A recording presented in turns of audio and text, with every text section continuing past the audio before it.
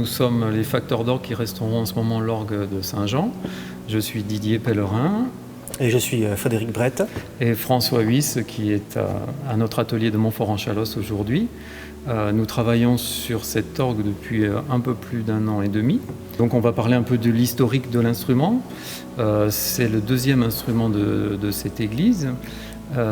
Et donc il a été construit en 1894 par un facteur bordelais qui s'appelait Auguste Comaille. C'est un instrument qui a fonctionné jusqu'aux années 1930, sachant qu'en 1935 il a été restauré et reconstruit et même modifié par un facteur toulousain qui s'appelait Puget, Maurice Puget.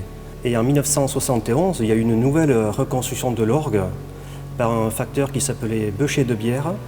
Alors il faut savoir que ces orgues ont été modifiés parce qu'il y a eu des modes, donc les modes suivaient la musique. Et donc depuis 1971 maintenant, des années seront passées également, il a fallu à nouveau le restaurer parce qu'il faut savoir qu'il y a la poussière, il y a tout un tas de choses qu'il faut enlever et nettoyer. Et donc voilà, nous sommes là. L'instrument était à bout de souffle, des effets du temps et aussi peut-être des interventions précédentes qui partaient dans différentes directions et qui avaient quand même modifié profondément l'instrument primitif. Et donc la volonté de la paroisse et à l'initiative de la mairie, des travaux ont été engagés pour le remettre dans son esthétique primitive. De l'orgue Comaille dont on parlait avant.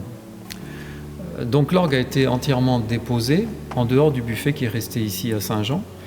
Et comme la tribune s'affaissait, la structure, les poutres, etc. qui soutenaient l'orgue avaient beaucoup fléchi, il a été construit une charpente sur le sol qu'on a appelée une semelle pour supporter toute la charpente verticale qui, elle, maintient en place tous les éléments intérieurs de l'orgue.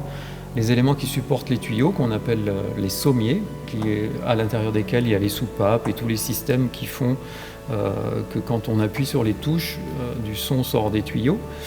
Et donc tout ayant été déposé, les sommiers ont été restaurés entièrement en atelier. La tuyauterie a été aussi restaurée en atelier. La mécanique de notes et des jeux a été restaurée aussi en atelier. On a devant nous la console qui elle aussi a été restaurée. Les claviers ont été refaits à neuf parce que les anciens claviers avaient été modifiés. Ils avaient des problèmes structurels qui les rendaient difficiles à restaurer. Donc le choix était de faire des sommiers neufs.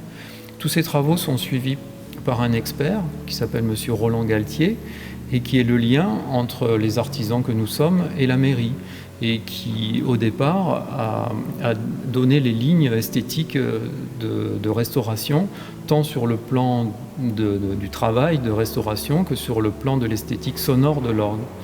Donc il y a eu des grands tuyaux de façade qui s'affaissaient de par leur qualité, c'était assez pauvre en étain, et de trop grosse taille. Donc du coup ces tuyaux-là ont été restaurés, les plus gros ont été fabriqués à neuf, et ainsi qu'une partie de la tuyauterie à l'intérieur qui a été également restaurée et une autre partie fabriquée à neuf. Donc cet instrument sera d'esthétique symphonique, donc sur 2 claviers et pédaliers, et donc ça permettra de jouer la littérature de la fin du XIXe siècle jusqu'à la moitié du XXe et après pour les compositeurs actuels. Donc beaucoup de tuyaux anciens ont été restaurés.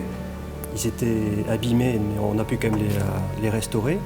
Et d'autres qui étaient trop abîmés ou trop dénaturés par les interventions précédentes ont dû être reconstruits à neuf. Donc ce spécimen-là, qui est un tuyau de flûte harmonique. Donc c'est un son flûté qui imite la flûte orchestrale.